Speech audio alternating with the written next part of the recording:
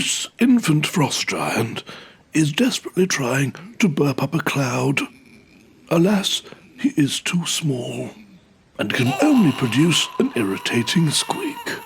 As he grows, over hundreds of years, his ability to emit clouds of freezing gas will increase, and the arid desert around him will turn into an inhospitable frozen wasteland. As it happens, there will be a short period where his burps make the world around him lush and green and beautiful. Unfortunately, that only usually lasts about half an hour.